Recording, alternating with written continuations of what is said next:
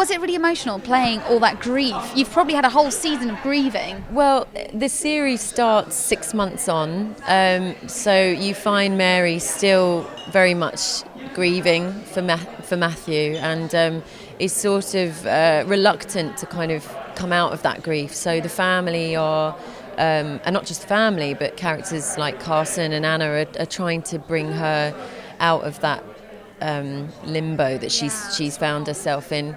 But there is some light and shades this year. This is what we want to hear, because I think everybody would love her to have another love interest, because that is what we're all sort of speculating over. Who's going to be her next man?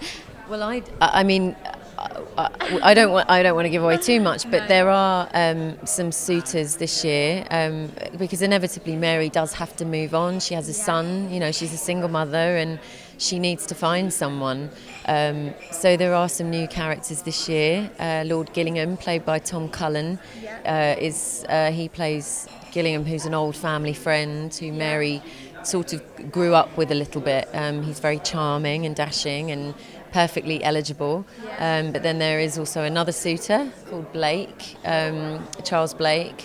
So there is potential. Do you miss not having Dan on set? I do, yeah, and it was really strange not having him around, particularly in the first few episodes, those first few weeks, because you get used to someone being around, and it had been 3 years, and it was the same with Jessica Brown Finley, who played Sybil. It's just very odd when someone suddenly isn't there, and particularly Dan, because we'd done so much together, and I enjoyed playing that, that tussle between the two of us in the first 2 years, and then the happy ending in series 3. So I do miss him, but we all keep in touch. When you do have these new suitors or new characters come in, is there any sort of initiation or little traditions you carry out with them, or is it just sort of get to know them on the job? We do like welcoming everyone. Last year when Lily James came on, we'd heard that she'd arrived on set, so there was about 6 or 7 of us who were all hanging around, and we went and knocked on her trailer door, so she opened the door to like 8 cars. The Downton crew. Yeah, and just sort of gave her a cheer, So we like to kind of make everyone feel at ease, because I can imagine it's a little bit daunting coming onto something like Downton. Yeah. And also 12 Emmy nominations.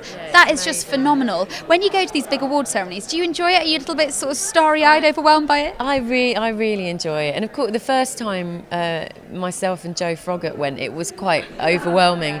But it's really good fun, and there's events leading up to it, and you get to see the same people that you saw the evening before, and I've met such great people, and people, actors from other shows. A lot of the Mad Men cast we see every year, and they're all great fun. If you had to be part of another sort of ongoing drama or series, is there anything you have in mind?